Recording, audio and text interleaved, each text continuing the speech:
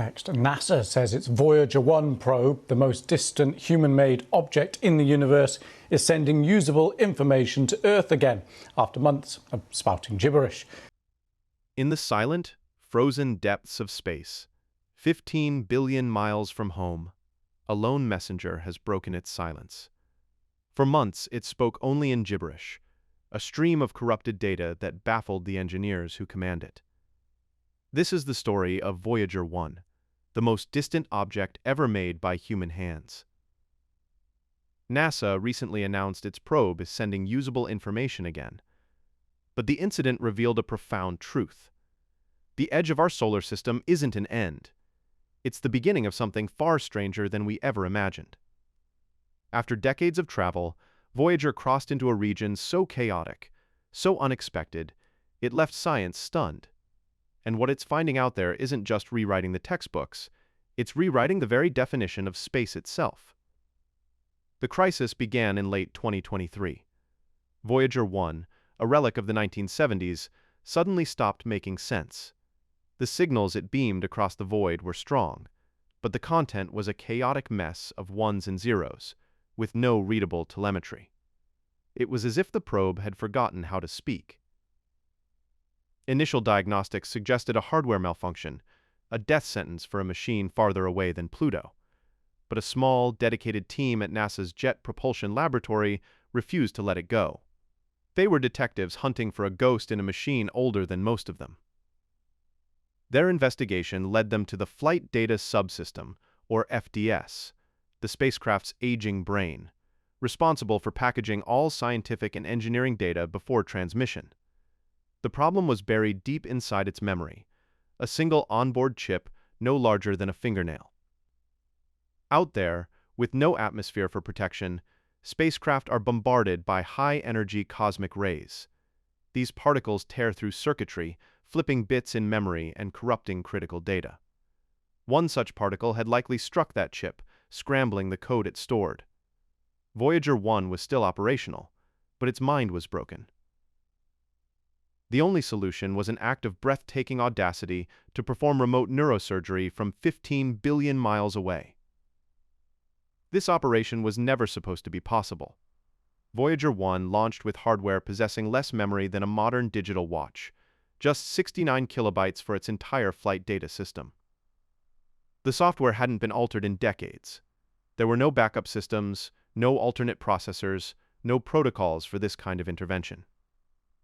The engineers, many of whom had worked on the original mission, had to dig through 45-year-old manuals and piece together memory maps like ancient scrolls. Each transmission to the spacecraft took over 22 hours to arrive. Each response, another 22 hours to return. A single command and response cycle took nearly 2 days. Their plan was insane. They would painstakingly rewrite the FDS software, isolating the corrupted section and moving its functions to healthy parts of the memory.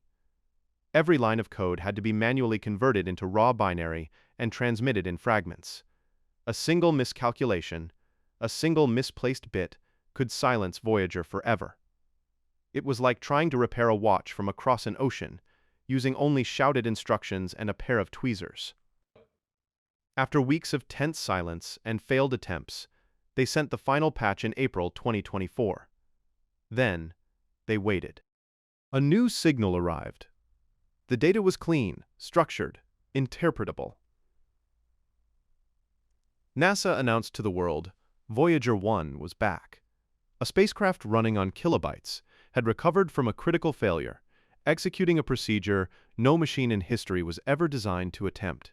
It had survived the unfixable. To understand why this single act of repair is so monumental, we have to go back to the beginning, to a journey that was never meant to last. In 1977, two nearly identical spacecraft were quietly prepared for launch at Cape Canaveral. Voyager 1 and Voyager 2, twin probes built with less computing power than a pocket calculator. Their mission, while ambitious, was expected to be brief, a 5-year tour of the outer planets.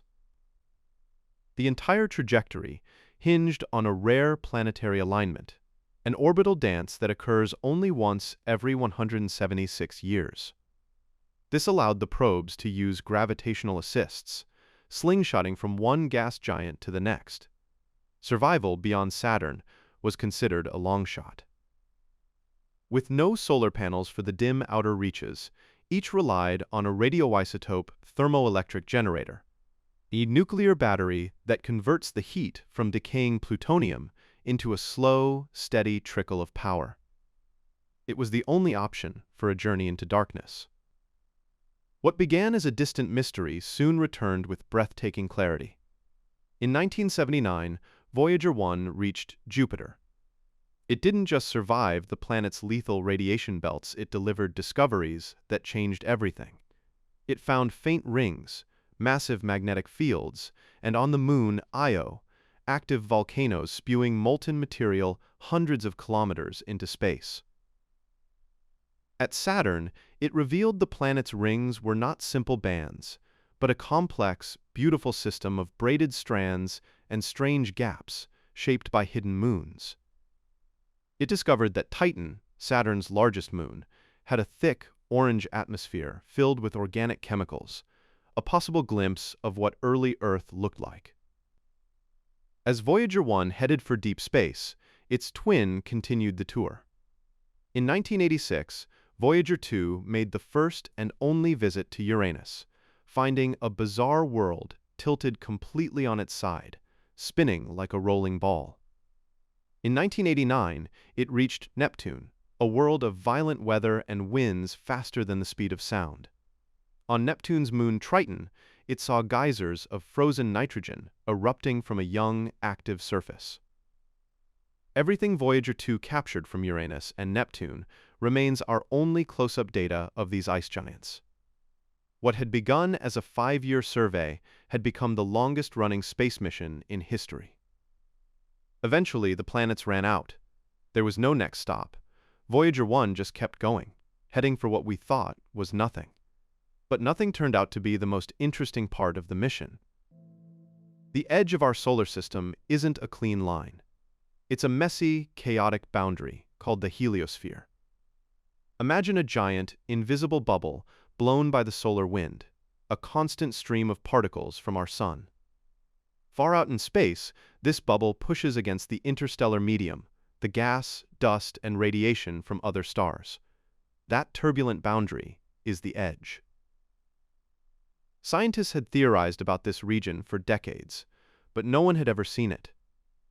In 2012, Voyager 1's instruments started to shift. Plasma density spiked, magnetic fields changed direction, and just like that, it was outside, the first human-made object to leave the solar system. 6 years later, Voyager 2 followed, but they didn't find the same things. Voyager 1 entered a region of dense interstellar particles, while Voyager 2 found a smoother, more stretched-out transition. Same exit, two totally different doors. The plasma beyond the bubble was a staggering 30,000 degrees Celsius hotter than the surface of the sun, but so thin the probes passed through it like a ghost. And the boundary itself wasn't a smooth shell, it was wrinkled. Giant folds in space, billions of kilometers wide, caused by waves of solar energy, pushing and pulling at the bubble's edge. Everything scientists had modeled was wrong. The edge of our home was not quiet or empty. It was a noisy, chaotic, and beautiful frontier. Long before it reached this frontier, engineers attached something strange to Voyager's frame.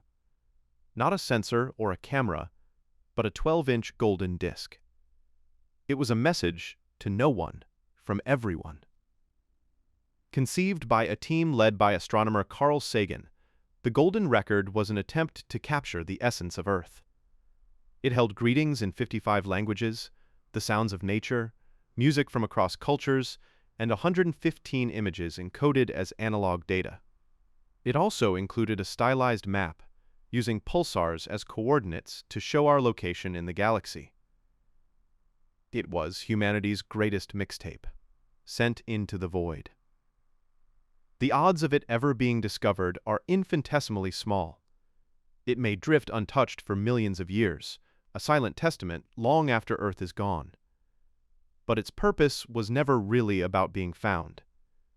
It was a symbolic act, a declaration that in our small corner of the universe, a species existed that was capable of thought, art, and hope.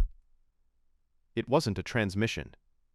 It was a whisper, left for the silence itself. Right now, both Voyagers are still out there, whispering back to Earth. Voyager 1, over 15 billion miles away. Voyager 2, not far behind. Every second, they drift deeper into the unknown, with no destination and no way to turn back. Their power is fading. The nuclear batteries lose a little juice each year. To preserve what remains, NASA has been slowly shutting down instruments one by one. Sometime in the 2030s, the power will run out completely. The transmitters will fall silent, and the final message will be sent. The Voyagers will go dark, but they won't stop. They will coast through the Milky Way for eons, silent, invisible time capsules. They have seen more than any machine ever built and traveled farther than any object we have ever touched. By the time they fall silent, they will have given us our first true glimpse of the interstellar sea. They proved that even with technology we now consider ancient, human curiosity has no limits. And as they drift on, they carry with them the sound of a heartbeat, the image of a family, and the music of Bach, a quiet promise that we were here. Two tiny bottles carrying a message from our shore to the cosmic ocean. They no longer belong to us. They belong to the stars.